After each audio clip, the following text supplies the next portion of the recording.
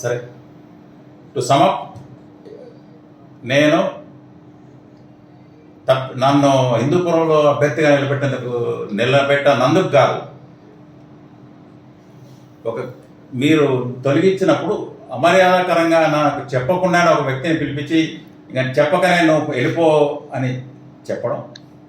2, ఒక అధికారిగా మైనారిటీ కమిషనర్గా సెక్రటరీగా పనిచేసి తర్వాత వక్ఫ్ బోర్డ్ స్పెషల్ ఆఫీసర్ పనిచేసి నా నుంచి ఒక మైనారిటీ కోసం ఏం చేయాలి అన్నది వాళ్ళు చేయకపోవడం, నన్ను పిలిచి కనీసం అడగకపోవడం, ఇది 2వది.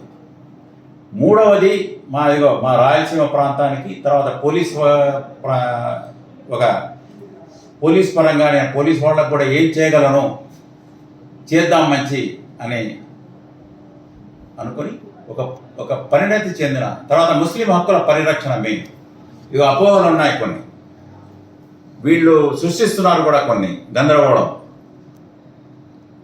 సో పరిణతి చెందిన నాయకుడు చంద్రబాబు నాయుడు గారు మైనారిటీ హక్కుల పరిరక్షణ సంక్షేమం వీరితోనే సాధ్యం. ఒకటి సృష్టించడం, ఒక పొత్తు పెట్టుకున్నారు అని ఇదేదో అయిపోతుందని, సిఏ లాంటి చట్టాలు కూడా వాళ్ళ హయాంలోనే అయినాయి. మేము ఇదిగో మా ఫరూక్ అన్న లాంటి అనుభవజ్ఞులు మైనారిటీ హక్కుల పరిరక్షణ వాళ్ళ సంక్షేమం కోసం ఖచ్చితంగా పరిణతి చెందిన నాయకుడు ఉంటే ఇది సాధ్యం. మీరు దయచేసి మైనారిటీలను కోరుతున్నా, మంచి నిర్ణయం తీసుకోండి.